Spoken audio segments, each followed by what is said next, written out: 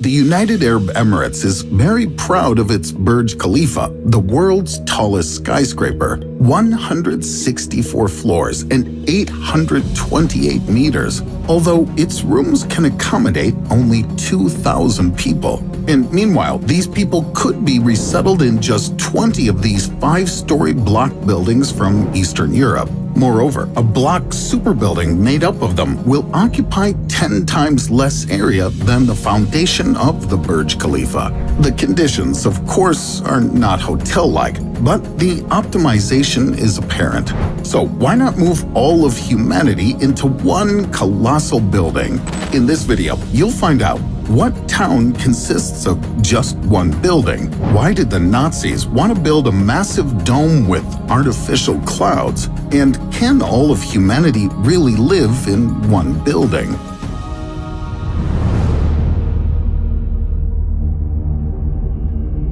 Which famous residential buildings are the most capacious? This is Whittier, Alaska. And yes, the whole town fits in this photo.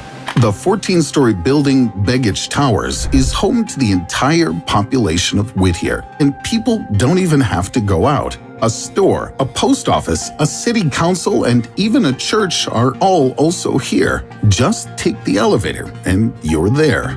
However, the population of the one-structure town is only 270 people. That's just millionths of a percent of the 8 billion population of Earth. Another structure is this living wall erected in the Swiss town of Vernier in the 60s. The building, 12 to 14 stories high, stretches over a kilometer. This living wall contains 2,780 apartments and more than 6,000 people living in them. It's 1/5 of the entire town's population, so its density rivals that of Manhattan. And only thanks to Switzerland's general high living standards did the building not become the world's largest ghetto. But to accommodate all of the planet's inhabitants, we need 1,300,000 of these living walls. It's too much, so we require a different approach. This incredibly ambitious project, the Shimizu Pyramid, is planned to be erected in Tokyo Bay within the next 100 years. At its top, it'll reach a height of 2 kilometers, and that's 2.5 times higher than the Burj Khalifa. But due to the pyramid shape, the building's capacity will be hundreds of times bigger. So it'll fit everything necessary for a comfortable life for 1 million people. The problem is that to accommodate all of humanity, we'd need to find plots for 1,000 such pyramids, which would be 1.5 times the size of Switzerland. Alas, today's technologies so far don't allow us to build even one such structure. So let's make it easier for now. Which non-residential buildings can house the maximum number of people? This is the Narendra Modi Stadium in Ahmedabad, India. Its area is 6 times bigger than any Olympic stadium, and its stands can fit up to 132,000 spectators. And it's all for hosting matches of India's most popular game, cricket. Larger buildings for public gatherings exist only as projects. After their victory, the Nazis planned to build a Volkshalle in Berlin, about 300 meters high. That's 1/3 the height of the Burj Khalifa.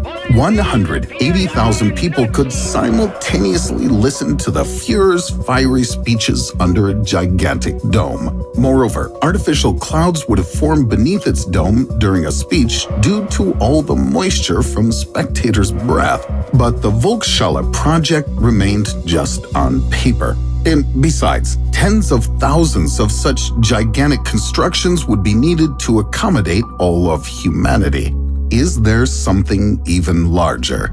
The largest non-residential building on Earth is the Boeing Everett Aircraft Factory in Washington State. Its size is only slightly larger than the foundation of the Burj Khalifa, but there's another important thing. With a height somewhat taller than that 5-story building from Eastern Europe, the Boeing Everett building has a volume of 13,385,000 cubic meters. Also, the architects calculated that there could be a maximum of 6 people close to each other in 1 cubic meter of any building. As a result, this gigantic factory could accommodate more than 80,300,000 people breathing down each other's necks, and very unhappy people at that. And that's only a quarter of the US population, and just over 1% of the world's population. Well, looks like I have to take things into my own hands. What will a building that can accommodate all 8 billion people be like? Actually, we are surprisingly compact. If all the planet's inhabitants were combined into a giant cube of flesh, blood, and bones, the cube would rise only 805 meters above the ground. It wouldn't even reach the top of the Burj Khalifa. But such a form of existence could suit only the monster from the movie The Thing. If we, as we did at the Boeing Everett factory, simply placed 8 billion people back to back, we'd need a cubic mega building like this. Its height would be only 3.64 kilometers. From an engineering standpoint, it would be more complicated than the Shimizu Pyramid. But oddly enough, this mega cube could easily fit in Manhattan. Actually, the huddled dwellers of such a building are unlikely to be able to take more than a couple of hours in it. So let's reduce the population density to a suitable level, just like that in a modest 5-story building with 100 dwellers in Eastern Europe. Such a residential megacube of 2,800 stories, with a height of almost 11 kilometers, would reach the stratosphere. It'll be taller than Everest and reach nearly the maximum flight altitude of passenger planes. Nevertheless, we could easily find a plot for constructing such a large building in New York, occupying only 1/6 of the total area of the metropolis. So, as soon as the necessary technologies appear, will we move into such a home and live cheerfully like one big happy family? Alas, not everything is so rosy. What will life in one mega building for all of humanity be like? With this density, individual countries will turn into sections of stories. The population of Asia will occupy 1,680 stories. That's 60% of the building. Of these, China and India will occupy about 525 stories, whereas the entire population of the Western world from the US and the European Union will require half the space, only 274 stories. Jamaica will be the most convenient. With a population of about 3 million people, it'll take up precisely 1 story. But Jamaicans, like all dwellers of the mega building, won't have an opportunity to chill out with reggae in the old-fashioned way. People will constantly be under enormous stress from such a population density. Ask any New Yorker. And even if we fit all the institutions and jobs inside a mega building, like in Whittier, the commute would still be hell. The closer an apartment to the elevator or other transportation, the more expensive it'll be, leading to colossal inequality on a scale humanity has never seen before.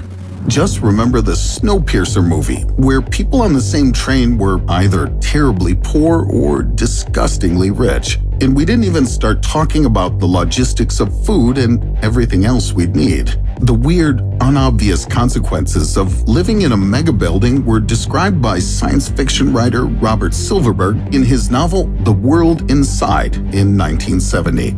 The dwellers of his 1,000-story skyscraper were forced to share everything, including husbands and wives. Sexual life began at the age of 12. For the slightest offense, a person was thrown down the chute, where their bodies make fuel for the building. After all, the most terrible feature of the life of all people in one mega building was that no one human life was worth anything at all. So, for all the ambitiousness of the mega building as an architectural project, it would be the worst way to resettle humanity. Moreover, in this case, people would be dumber than dinosaurs to all live in one place. The dinosaurs lived all over the Earth and were killed by the hit of a giant asteroid. And in a world with a human megabuilding, a small meteorite hit would be enough to destroy us all at once. Well, on the other hand, the Earth's ecology would return to normal before the arrival of the next, more intelligent species. But there is another apocalyptic scenario we should think about. Check out this video and find out what would happen if there were 1 nonillion people on Earth. Is overpopulation a real threat to humanity?